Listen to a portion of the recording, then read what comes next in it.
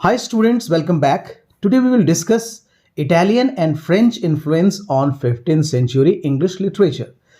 15th century जो है वो बहुत ही फॉर्मेटिव पीरियड माना जाता है इंग्लिश लिटरेचर में, क्योंकि ये बहुत ज़्यादा हेविली इन्फ्लुएंस था literary traditions of Italy and France.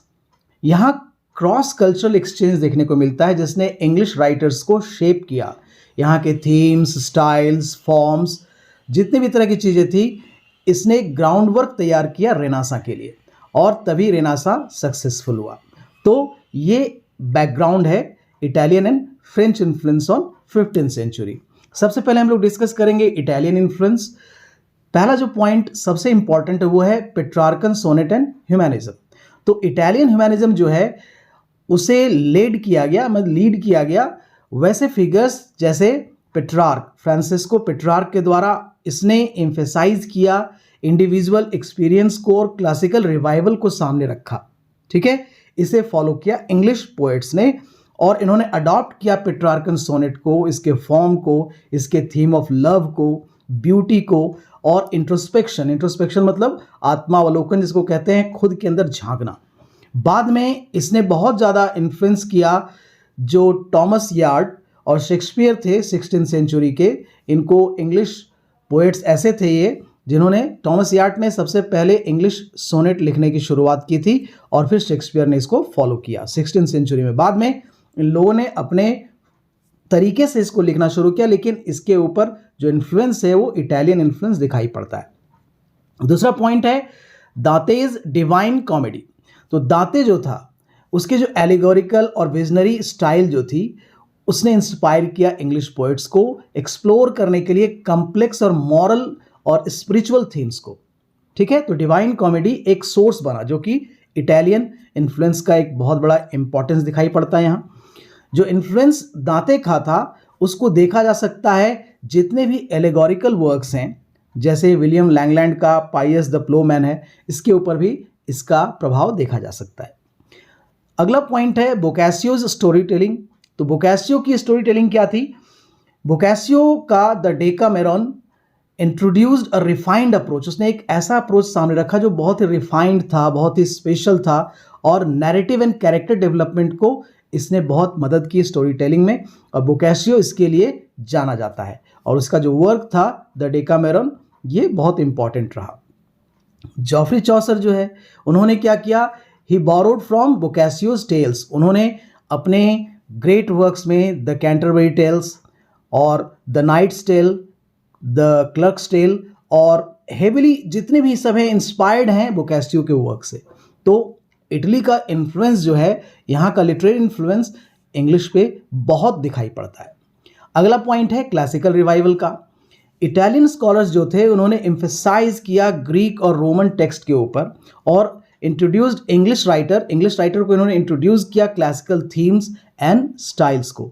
उन्होंने फोस्टर किया इंटेलेक्चुअल और आर्टिस्टिक इनोवेशन, उनको सिखाया कि कैसे बौद्धिक और आर्टिस्टिक, जिसको कहते हैं कलात्मक जो इनोवेशन है, कैसे किया जा सकता है। ये इटालियन इन्फ्लुएंस के कारण ही इंग्लिश में आया। ठीक है, अब आप समझ गए होंगे कि इटालियन इन्फ्लुएंस कैसे था 15th सेंचुरी के ऊपर। अगला जो है वो है, हम लोग डिस्कस करेंगे फ्रेंच इन्फ्लुएंस। तो सबसे पहले जो वहाँ से लाया गया वो था courtly love tradition. Courtly love tradition क्या था कि फ्रेंच में, जैसे फ्रेंच राइटर्स जो थे, जैसे चैशन डी गेट और कोर्टली रोमांस जो थे, इसने डीपली इन्फ्लुएंस किया English narrative about chivalry and love. कैसे शिवैलरी और लव को दिखाया जा सके, वो ट्रेडिशन फ्रेंच इन्फ्लुएंस से आया है। वर्क्स लाइक मॉर्टे डी आर्थर, जो सर टॉमस मैलोरी द्वारा लिखा गया है, वो रिफ्लेक्ट करता है फ्रेंच रोमांटिक आइडियल्स को, जो डिराइव किया गया, लाया गया है from Chretien's de Troyes and other Arthurian legend से।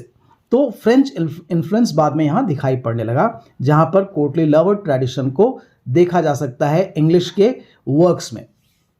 अगला पॉइंट है एलेगरी एंड सिम्बॉलिज्म। ये जो पॉइंट्स हैं ये लाए गए फ्रेंच राइटर्स के द्वारा और उनसे अडॉप्ट किया है इंग्लिश राइटर्स ने। So French allegorical works such as Roman de la Rose, जिसने इंग्लिश एलेगरीज को शेप अप किया। जॉन लिडगेट का जो द टेम्पल ऑफ ग्लास है, ये भी दिखाई पड़ता है कि इसके ऊपर फ्रेंच इन्फ्लुएंस है। Themes of morality, love, human virtues, ये सारी चीज़ें जितने भी सिंबॉलिक डेप्थ हैं वो फ्रेंच इन्फ्लुएंस से दिखाई पड़ते हैं। आगे है वहाँ का लैंग्वेज और स्टाइल बहुत ज़्यादा प्रभावित करता है मिडिल इंग्लिश को, और उन लोगों ने इसको एब्जॉर्व किया। फ्रेंच लोन वर्ड्स जो थे उसे नॉर्मन कंक्वेस्ट के बाद यहाँ पाया गया। इसने इनरिच किया यहाँ की वोकैबुलरी को और इंग्लिश लिटरेचर को। ठीक है, तो लैंग्वेज और स्टाइल भी बोरो किए गए हैं फ्रांस से, जिसको हम फ्रेंच इन्फ्लुएंस के तहत पढ़ रहे हैं। रिदमिक और राइमिंग स्कीम्स जो हैं वो फ्रेंच पोइट्री के वो इनकॉर्पोरेट किए गए यहाँ के इंग्लिश वर्स में। तो लैंग्वेज और स्टाइल का भी प्रभाव यहाँ बहुत ज़्यादा देखा जाता है। पॉलिटिकल और हिस्टोरिकल नैरेटिव्स क्या क्या थे? तो पॉलिटिकल और हिस्टोरिकल नैरेटिव्स में फ्रेंच क्रॉनिकल्स जितने थे, क्रॉनिकल का मतलब जो क्रोनोलॉजी के साथ, जो समय के साथ हायरार्की दिखाया गया है, कैसे कैसे बढ़ते क्रम में ये क्रोनोलॉजी दिखाया गया है, यहाँ के रोमांसेस से इंस्पायर्ड हैं। हिस्टोरिकल अकाउंट जितने भी इंग्लिश के हैं वो सब वहाँ के पॉलिटिकल और हिस्टोरिकल नैरेटिव से ही बोरो किए गए हैं। जो राइटर्स थे उन्होंने अडेप्ट किया स्टोरीज ऑफ फ्रेंच हीरोज़, वहाँ के जो हीरोज़ थे उनके स्टोरीज़ को अडेप्ट किया। वहाँ के कन्फ्लिक्ट्स को इंग्लिश के कॉन्टेक्स्ट में इनकॉर्पोरेट किया, इनको ब्लेंड किया लोकल चीज़ों के साथ और कॉन्टिनेंटल पर्सपेक्टिव के साथ, और फिर इंग्लिश लिटरेचर का बहुत ज़्यादा विकास हुआ। तो यहाँ इटालियन और फ्रेंच दोनों का इन्फ्लुएंस देखने को मिलता है। अब इसे कैसे सिंथेसाइज किया गया, तो यहाँ सिंथेसिस इन इंग्लिश लिटरेचर हम लोग देखेंगे। जॉफ्री चौसर ने कैसे इनकॉर्पोरेट किया इसको। तो चौसर के जो वर्क हैं, जो एपिटोम कहा जाता है, तो चौसर के जो वर्क थे are the epitome of Italian and French influence. उनके कारण ही चौसर में ये सारी चीज़ें देखने को मिली है। ठीक है, जैसे उनका कैंटरबरी टेल्स एक शो केस है इटालियन नैरेटिव और सोफिस्टिकेशन का, और फ्रेंच स्टाइलिश एलिगेंस का शानदार तरीके से जो प्रस्तुत किया गया है, जो सोफिस्टिकेटेड तरीके से इसको चौसर ने कैंटरबरी टेल्स में प्रस्तुत किया है, वो सब इटालियन और फ्रेंच इन्फ्लुएंस के कारण ही है। His exposure to Italian and French courts during diplomatic missions directly impacted his literary output. जो भी लिटरेरी आउटपुट चौसर का देखने को मिलता है उसमें इटालियन और फ्रेंच कोर्ट का डिप्लोमेटिक मिशंस जो है वो डायरेक्टली इम्पैक्ट करता है, जिसके कारण ये सारी चीज़ें दिखाई पड़ती हैं। दूसरे जो ज़्यादा प्रभावित हुए वो हैं जॉन लिडगेट, वो डिसाइपल थे चौसर के। लिडगेट के जितने भी वर्क्स हैं जैसे द ट्रॉय बुक, वो डीपली इन्फ्लुएंस्ड है फ्रेंच और इटालियन क्लासिकल ट्रेडिशन से। ठीक है, उनके जितने भी एलेगोरिकल पोएम्स हैं वो रिफ्लेक्ट करते हैं मोरल और स्पिरिचुअल कंसर्न को, जो समय को दिखाता है, जिसमें ब्लेंड किया गया है नेटिव इंग्लिश के थीम को कंटिनेंटल टेक्निक के साथ। ठीक है, तो जॉन लिडगेट का ये सारा मामला भी आप देखेंगे कि ये फ्रेंच और इटालियन लिटरेरी पर्सनालिटी से बहुत ज़्यादा इन्फ्लुएंस्ड है।